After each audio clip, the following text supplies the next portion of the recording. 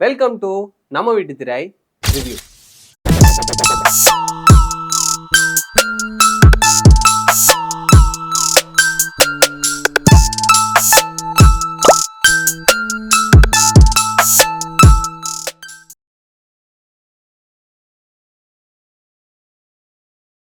இன்னைக்கு நான் பார்த்துட்டு வந்த படம் சதீஷ் கிருஷ்ணன் டைரக்ஷன்ல கவின், பிரீத்தி அஸ்ரானி, பிரபு, விடிவி கணேஷ், ஆர்ஜே விஜய் மற்றும் பலர் நடிச்சு செப்டம்பர் 19 தியேட்டர்ல ரிலீஸ் ஆன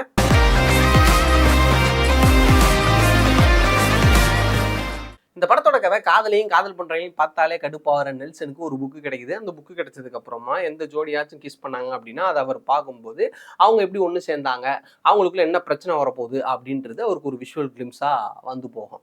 அந்த ஒரு சூப்பர் போரை யூஸ் பண்ணி அவர் எந்த காதல் ஜோடியும் சேர்த்தலாம் வைக்கல, பிரிக்கத்தான் முயற்சி பண்றாரு. இப்படிப்பட்ட காதல் எதிர்ப்பாலையும் ஒரு கட்டத்துல ஒரு பொண்ணு மேல காதல் வசப்படுறேன்.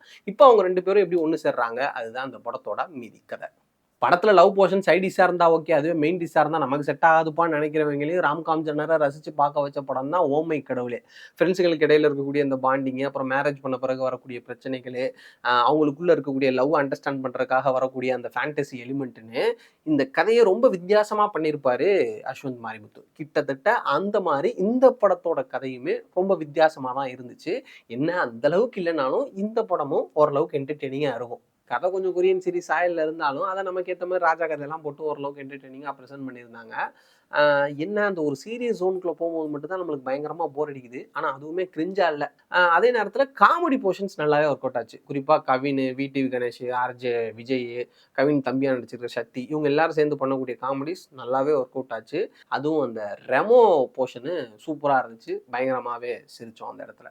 ஸ்க்ரீன் பிளே பெருசாக இன்ட்ரெஸ்டிங்காவோ எங்கேஜிங்காவோ இல்லைனாலும் பெருசாக நம்மளை கஷ்டப்படுத்தாமல் அங்கங்கே சிரிக்க வச்சு படத்தை சீக்கிரம் முடிச்சு தேட்டரை விட்டு வெளியே அனுப்பிச்சிடுறாங்க நம்மளை. அந்த வகையில் ஸ்க்ரீன் பிளே ஓகே தான். நான் கூட கொஞ்சம் பயந்தேன், இந்த பீஸ்ட் படத்தில் சதீஷ் பண்ணுற கிரிஞ்செலாம் இருக்குமோன்ட்டு. அந்த அளவுக்குலாம் இல்லை, ஓரளவுக்கு என்டர்டெய்னிங்காக தான் இருந்துச்சு ஸ்க்ரீன் பிளே. கேரக்டரைசேஷன் வைஸ் கவினோட கேரக்டர் நல்லா இருந்துச்சு. கிட்டத்தட்ட மௌனம் பேசியதில் வர சூர்யா கேரக்டர் மாதிரி அது அவருமே நல்லா பண்ணியிருந்தாரு. ஹீரோயினோட கேரக்டருமே ஓகேவாக இருந்துச்சு. மற்றபடி வரக்கூடிய சப்போர்ட்டிங் கேரக்டர்ஸ் எல்லாருமே கதைக்கு ஏற்ற மாதிரி கரெக்டாக யூஸ் பண்ணியிருந்தாங்க. நெக்ஸ்ட் விஷுவல்ஸ் என்னை பொறுத்தளவுக்கு ஓகேன்னு தான் சொல்லுவேன்.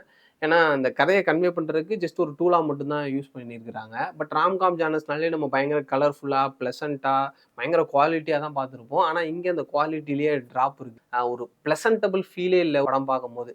அந்த ஒரு என்னதான் அந்த கண்டென்ட் கொஞ்சம் போரிங்காக இருந்தால் கூட விஷுவல் மூலமாக எலிவேட் பண்ணியிருக்கலாம். பட் விஷுவல்ஸுமே நம்மளை பெருசாக இம்ப்ரெஸ் பண்ணலை. நெக்ஸ்ட் மியூசிக்குமே அப்படிதான். சாங்ஸு ஓகேவா இருந்துச்சு. பேக்ரவுண்ட் ஸ்கோர் பெட்டர்னு சொல்ல மாட்டேன், பட் நல்லா இருந்துச்சு. அந்த அந்த சுச்சுவேஷனுக்கு ஏற்ற மாதிரி ஒரு மாதிரி நீட்டாக போட்டிருந்தாங்க. நெக்ஸ்ட் ஆக்டிங் வைஸ் கவினோட பர்ஃபார்மன்ஸ் உண்மையிலே ரொம்ப சூப்பராக இருந்துச்சு. அந்த ரக்கட் லுக்கில் அவர் பண்ணக்கூடிய விஷயங்களாக இருக்கட்டும், அந்த ஃபைட் சீனில் அவர் ஃபன்னாக பண்ணுற விஷயங்களாக இருக்கட்டும், நல்லாவே என்டர்டெய்னிங்காக பண்ணியிருந்தார். ஹீரோயின் பிரீத்தியோட பர்ஃபார்மன்ஸுமே ரொம்ப சூப்பராக இருந்துச்சு. கடைசியில் அந்த எமோஷ்னலான பர்ஃபார்மன்ஸ்லாம் நல்லாவே கனெக்ட் ஆச்சு. மற்றபடி தேவயானி, கௌசல்யா, பிரபுன்னு மரத்தில் பல பேர் நடிச்சிருந்தாலும் அந்த விடிவி கணேஷ், ஆர்ஜே விஜய், அப்புறம் சக்தி, இவங்களோட பர்ஃபார்மன்ஸ் தான் நம்மளுக்கு மைண்டில் நிற்கிது. ஏன்னா அவங்க தான் நம்மளை சிரிக்க வைக்கிறாங்க. மற்ற எல்லாருமே இந்த சீரியஸ் மோடில் போனதுனால நம்மளுக்கு அந்த இடங்கள்லாம் போர் அடிக்க தான் செய்யுது. பட் எல்லாருமே அவங்களுக்கு கொடுத்த போர்ஷனை நீட்டாக பண்ணி கொடுத்துருக்குறாங்க. மொத்தத்தில் இந்த கிஸ் கவின் நடித்த படங்கள்லேயே ஒரு ஆவரேஜான படம் தான். பட் ஒன் டைம் பார்க்கலாம். கொஞ்சம் கடியாக தான் இருக்கும் சீரியஸான போர்ஷன்ஸு. மற்றபடி நம்மளை ஓரளவுக்கு என்டர்டெயின் பண்ண தான் செய்கிறாங்க. ஸோ குடும்பத்தோட தேட்டருக்கு போய் படத்தை பார்த்து என்ஜாய் பண்ணுங்கள்.